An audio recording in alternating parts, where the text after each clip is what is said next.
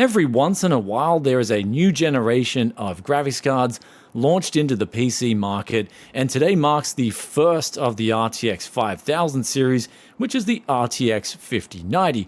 Now let's check out the gaming benchmarks straight away with the pure rasterization numbers, followed by the ray tracing numbers, followed by DLSS 3, 4, as well as some undervolting figures, and talking about everything to do with this graphics card. Though, again, starting off with those pure rasterization numbers with no other effects on. And here is where we'll look at Fortnite first of all, with 1440p epic settings versus 4K in the next slide. And at 1440p, we do get a substantial boost in this game, but you'll notice the 0.1% lows are trailing behind that of the 4090, and this is going to be a weird thing in these benchmarks, especially at 1440p, where even though we've got the Ryzen 7 9800X3D, and that is tuned with CL28 6200 MHz memory over a custom Infinity fabric here on the ASRock B650E Taichi motherboard, it's still going to present some CPU bottlenecking at 1440p. And that's pretty incredible considering we've got one of, if not the best gaming CPU out there at the moment. But with some easier to visualize numbers here at 4K, you can see we go from 102 average FPS all the way up to 144. So roughly a 42% gain in Fortnite, and the 0.1% lows are looking much better at 4K. So there's basically no CPU bottlenecking happening at 4K as opposed to 1440p. There is a little bit there affecting especially the 0.1% lows. Though moving on now to Final Fantasy 16, this is a pure rasterization game, and here is where at 1440p high settings, we're getting a little bit over 130 average FPS versus the 107 figure on the 4090. Now the 4090's 0.1% lows did suffer a little bit at 1440p here, and this is because I believe this game is more so optimized for AMD cards than it is for Nvidia cards, as the next title as well will show with pure rasterization numbers. But still a significant uptick in performance. But keep in mind, the graphics card here, the 5090 in question, is going to start from $2,000 US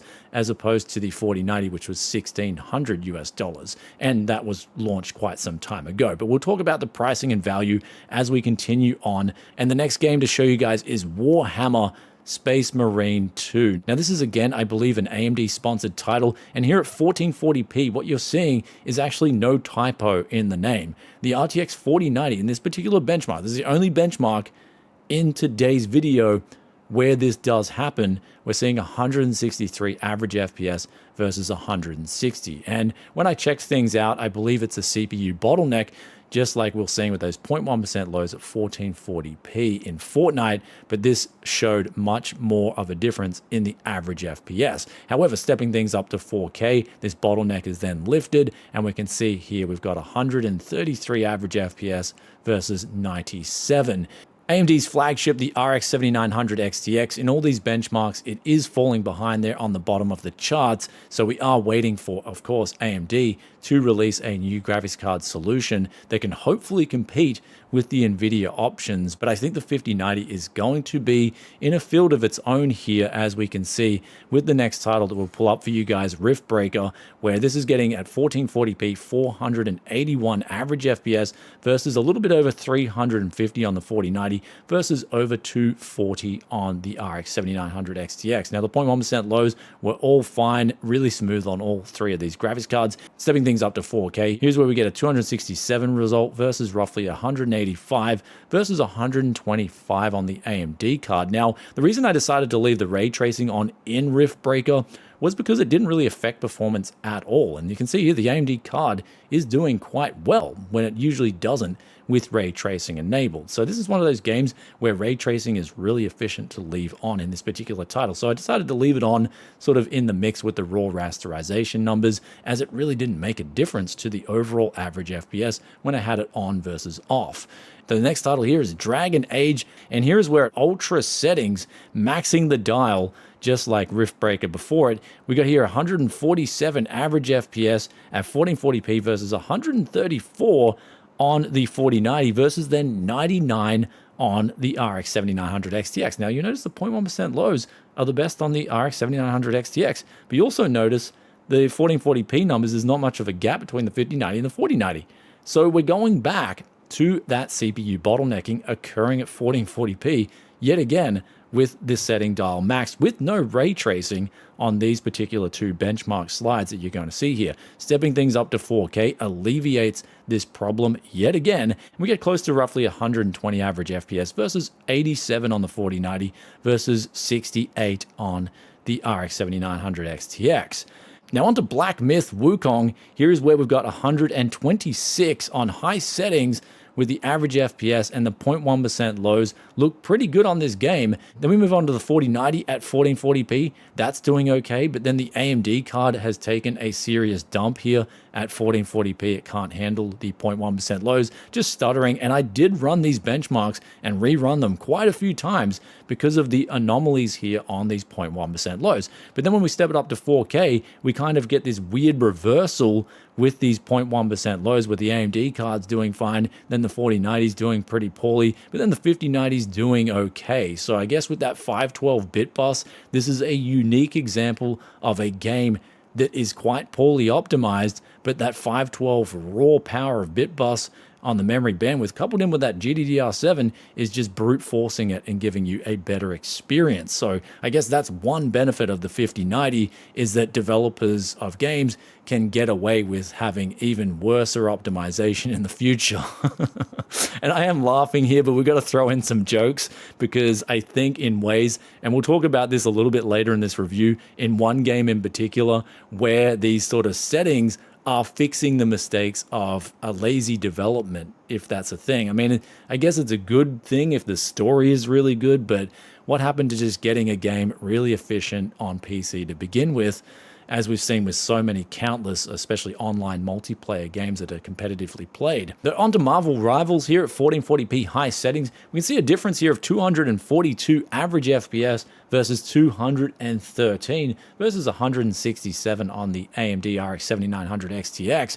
And then going up to 4K, we can see that these differences are quite similar in terms of percentage differential, where we've got 160 versus 134 versus 94.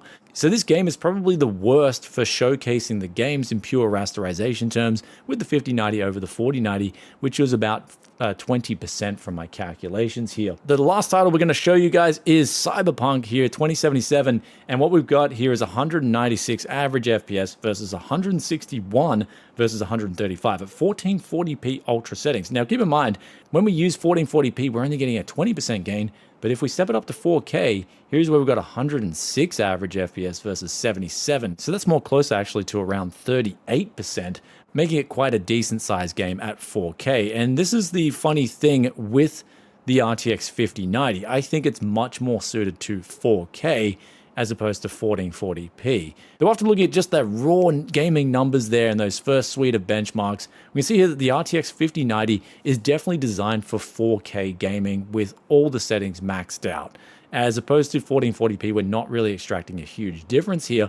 But here's where we'll move into the ray tracing benchmarks, where there is quite a substantial improvement in ray tracing. And here I decided to test 3 different games out. And we'll start off here with Dragon Age, looking at 87 average FPS versus 63 versus 42 on the 7900 XTX. So the ray tracing effects aren't too intense in this particular game, but the 7900 XTX, that 0.1% low of 1, you are seeing things correct. It just stuttered quite severely in all the times I was testing it over the benchmark period. So really just having a struggle with this game. So the ray tracing increase in performance without any DLSS or anything like that is around 38%. And then going over to Cyberpunk 2077 with the ultra ray tracing settings here, we've got 34 versus 24. So roughly a 41% increase in this game. Then moving over to Black Myth Wukong, here's where we have 35 versus 25 with an increase of, again, roughly 40%. So if we're looking at pure ray tracing numbers, we're getting roughly a 40% increase with the 5090 over the 4090. But here's where we'll look at the DLSS 3 and DLSS 4, where DLSS 3 is the frame generation on RTX 4000 series cards. But now with the big announcement, we've got DLSS 4. This is multi-frame generation coming in with now multipliers of those frames to essentially smooth things out. And here's where if we look at Dragon Age, you can step things up 324 average FPS versus 189 of just DLSS 3 versus 127 on the 4090. Now, for this to work, you had to do an Nvidia manual driver override, which Nvidia does promise to add into a lot of different games, especially if they're heavy to run. But overall, the 0.1% lows did suffer a little bit. The one thing with the Dragon Age and also the next game, which after we look at the numbers, we'll talk about more in depth, was not so much having ray tracing on and using DLSS 4, it's actually having it off and using DLAA. Especially in the case of Dragon Age, we were then able to upsample the game, and the picture ended up looking so much better than this game was at 4K native. I don't know what it was exactly, I think it was this bloom setting in Dragon Age, but it just made everything look like garbage. However, the DLAA plus the 150% super sampling plus tweaking the settings really made this game just look so much better. And I'll pull up a side-by-side example here so you guys can see what I'm talking about. But then we'll go over to Cyberpunk 2077. And here's where with DLSS 4 on, we can see we got nearly a doubling in FPS. This is the 4X mode versus the frame generation of 129 versus the RTX 4090 with its 96. And then poor little 7900 XTX, he is being left behind quite significantly because his ray tracing capabilities aren't as good as the 4090 nor the 5090. However, again, just like Dragon Age, I actually found myself playing around with DLAA at ultra settings with ray tracing off and really enjoying this technology when I was just running around the city. I unfortunately had footage of me versing a cyber psycho, and it was like a 30-minute battle. It was actually huge. I had to run around and collect more ammo and stuff, but my SSD, if you guys didn't know, it just recently died, so I lost a lot of my footage, so I had to retake a lot of footage. So this review has actually been painstakingly hard to get done in the time frame just because I had a lot of hardware issues, which we'll talk a little bit about later as well because there are some important things to point out. But the next game here is Black Myth, and this has just got your regular FSR 3 and DLSS 3 at this point in time. So we've got 110 versus 81 average FPS with ray tracing on versus the 10 on the 7900 XTX. Now, Marvel Rivals, this is a game that currently does support multi-frame generation with the 4X setting with the driver override, and here is where we had a 418 FPS figure versus 264 versus 167 versus 148 with AMD's FSR 3 for the 7900 XTX. Now this game doesn't have any ray tracing options to turn on, but I decided just to test it out in the training grounds with MFG enabled versus DLSS 3 versus nothing on at all, and there was actually a imperceivable amount of input lag. It was very slight. So this technology is actually working really well. I mean, if you're playing the game really competitively, naturally you're most likely going to want to have frame generation off. But with the input latency in terms of MFG, it's actually working really well, where it's not going to really add on a huge amount of input delay. For instance, when I was playing Cyberpunk as well, I just really wanted to see if I could notice the input lag to the point where it'd be unbearable, and it definitely wasn't. So DLSS 4 is actually surprisingly doing a really good job of giving those higher frame rates with the higher image fidelity, especially for games like Cyberpunk 2077. Though for Marvel Rivals, I would have to then start testing it out with 1000 FPS, which will take quite a bit of time, but I do want to look at that in conjunction with Reflex 2 and give you guys a more, accurate figure of what you're looking at in terms of input delay. So that'll actually be a separate video coming later after the already mountain of videos I got to get through here at Tech Yeah City. But now we're going to move over to the temperatures of the card as well as the Founders Edition, undervolting this thing, where you will definitely want to undervolt the card, because we'll look at the out of the base power consumption figures here.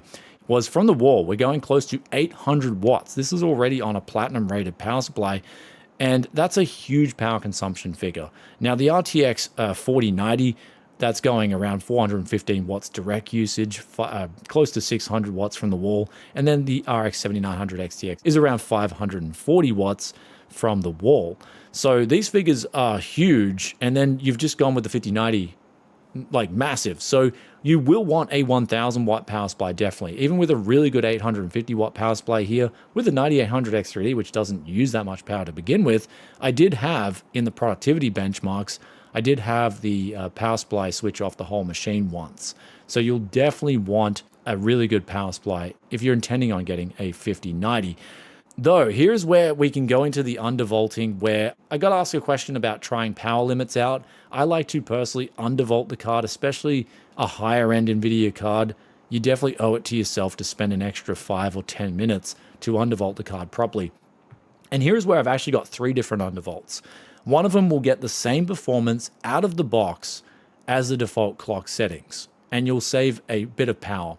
But then you've got the 2.5 gigahertz, which is my favorite because you'll still get close to those performance figures, especially in most titles. And then you'll also be having lower temperatures and actually significantly lower power consumption. Then we go down to 2.3 gigahertz. This is the king ding-a-ling undervolt if you're going for a mini RTX build, in my opinion.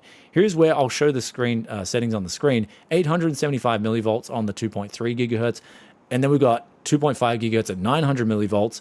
These two were my favorite undervolts here because they both saved a considerable amount of power. But in the case of the 2.3 gigahertz, this went and saved us 200 watts from the wall. In fact, we were now coming just a little bit under that of the RTX 4090, but still getting quite a bit more performance out of this card. So undervolting is definitely no joke on the RTX 5090. I actually heavily recommend it, especially coupled in with a really good power supply.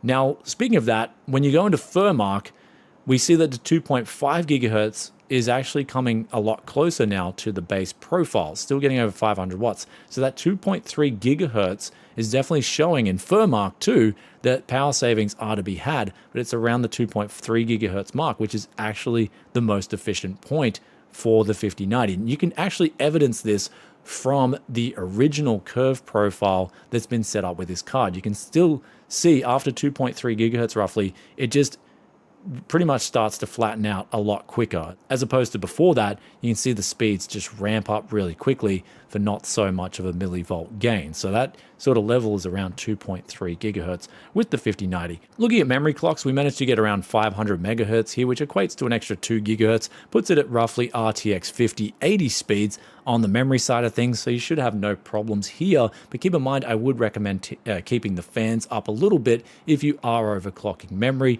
just to make sure that that memory remains a bit cooler when you are doing so. Now, speaking of the temperatures, here's where the Founders out of the box on an open test bench, it's going to get hot. In fact, we're going close to 80 degrees here, and the fan speeds go to a default 51%. And that is a little bit noisy, but again, it's a 2-slot card, and it's actually doing a pretty good job of keeping things not crazy hot for its actual design. Comes in at roughly 1.8 kilos, and then moving things up to a 60% manual speed drops the temperatures down a little bit more, but does increase the noise. Then 80% starts to drop it down even more. And then 100%, I mean, we can go there, but I'll just give you guys a quick listen. So I just wouldn't do that to your ears with 100%. But in terms of the cooler design itself, I'm actually really impressed by this Founders Edition in particular. It's my favorite yet because of how small it is and how much power it packs, and you can fit it into a mini RTX system.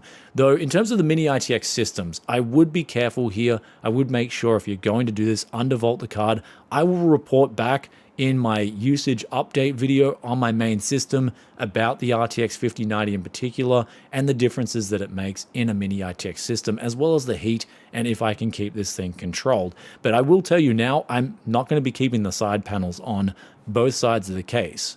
The side panels are pretty much for only when I'm going to be moving the PC from one destination to another, and that's it. Other than that, those panels are remaining off. I want to keep the airflow as good as possible into the components, especially the 5090. Anyhow, let's talk about some productivity benchmarks here, and we'll start off with Adobe Premiere Pro. Here's where we saw a gain, but it wasn't that significant because I do believe Adobe still needs some updates, and there'll need to be some driver updates from Nvidia as well to take advantage of the full capabilities of the RTX 5090 in particular, where it now has that extra decoder as well as the extra encoder. So you've got one extra of each on top of the 4090, as well as having a new generation of that, where you can see that the new generation is helping with the final performance figures here, and it's doing a pretty good job, at least with I think it was roughly a 23-minute video that you guys will see this video come out on the channel in the next day or two.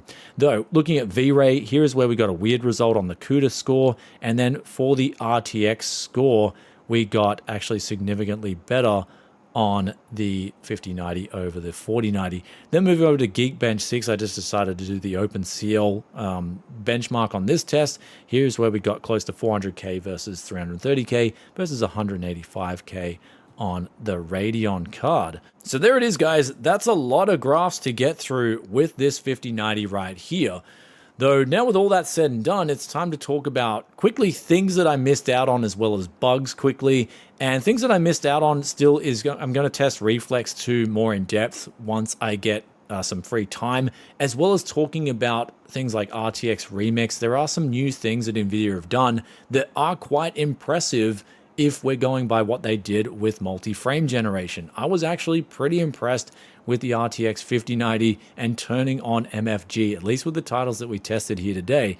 It was actually a pretty good feature considering there are 240Hz 4K OLEDs out there at the moment, and you can take advantage of the DisplayPort 2.1 on top of that to get the best picture possible. So really impressive with the multi-frame generation. Even though people may laugh at it, I think personally it was actually pretty enjoyable, especially at 4K high refresh rates when I started turning it on. And Cyberpunk being probably the best example when we go outside of having ray tracing off, but using DLAA, where the games just look gorgeous with this setting turned on. And then, of course, it does tax the GPU, but you can sort of make up for that by using the multi-frame generation. Then now it's time to talk about bugs in particular. So this card, I actually came into a few issues when I was testing. The first being the power supply. I used an 850 watt, as I said before initially, and you'll definitely want to use 1000 watt. In this case, we used a 1200 watt on the test bed, and that then alleviated any crashing or problems that I had. And in case of just a whole PC turning off, I had that happen on the 850 watt. But we had no problems when we changed over to a 1200 watt power supply. So you will want a really beefy power supply if you are getting an RTX 5090. The second thing I came into was the AMD build that I recently did. We did plug that thing in, and I had nothing but headaches trying to get the PCIe riser cable, the PCIe Gen 4 riser cable, to work with the system. Eventually, I've got to spend more time with it, but still up until this point, I've got a system that will boot up sparingly. So I'll have to boot it up so many different times. I've tried PCIe Gen 3, I've tried X8, X4 riser support, and this is across 2 different mini ITX motherboards. So there is issues right now. If you've got a Ryzen PC and you want to go mini ITX with a riser cable, you may come into some problems, as opposed to the RTX 4090, where I actually didn't have that problem at all. So that's a unique example of something that you may wish to look into, and definitely try booting the system out of the case with the riser cable installed before you build the PC. Just letting you guys know that I had a lot of frustrations getting this thing to work, and I'm still having frustrations trying to get it to work properly with the riser cable. Then there was the last problem I had, and that was with Premiere Pro in particular, the 5.1 update. I had to backdate that to version 5 because 5.1 with the 5090 was giving some weird trunication FPS error, and the frames were just like, it was just basically spasming out. And the only way I fixed that was backdating to version 5. But then again, Premiere Pro does have a lot of different problems over the years. It's just, yeah, whenever you have problems with Premiere, it's like common knowledge now in the space of Premiere just to backdate your version and then wait for another fix from Adobe for them to fix their problems and their bugs. Though, when all is said and done, it's now time to talk about the price tag, the conclusion, the value, and who is the RTX 5090 for. And the answer is, most likely, if you've come to this video really wanting to buy a 5090, you're going to already have a rough idea, I think, what you're looking for here. You're looking for the flagship performance, no compromises, the best thing available on the PC market at this point in time, and the RTX 5090 does do that. Now, in terms of the raw value, this time around, 2,000 USD, up from 1,600 USD, and in other countries, it's actually like a double whammy, because since the RTX 4090 has been released, the US dollar has gotten so much stronger. So for instance, in Australia, it's now going to come in from around 4,000 Australian dollars, which is a huge ask for a graphics card. So we've kind of got this double whammy here, and this time around, the value as opposed to the 4090 versus the 3090 is a lot less of an increase there in terms of raw FPS for your dollar. That being said, if we're just looking at USD terms, you're still getting a nice sizable uplift, especially at 4K of roughly, at least in the benchmarks here, anywhere from 30 to 40%, but you are paying roughly 25% more. So certainly not the best value increase we have seen from Nvidia in terms of new graphics card launches. But for me personally, I'm actually more excited about all the augmented benefits that come from the 5000 series in the way of things like DP 2.1, the new encoders and decoders, which all three of those things will certainly benefit my workflow when it comes to getting you guys content out faster here at Tech Yes City. Anyhow, that aside, hope you guys enjoyed today's review of the RTX 5090. This card in particular, the Founders, does come with a braided 4-pin adapter, as well as having that high-powered 12-volt angled adapter that's ready for mini ITX builds. It does fit really nice in a mini ITX system, even something as small as 11 liters with a water cooler like the Dan A4 H2O from Lian Li. And outside of the PCIe riser issues, I have been impressed with the system when it has been working properly.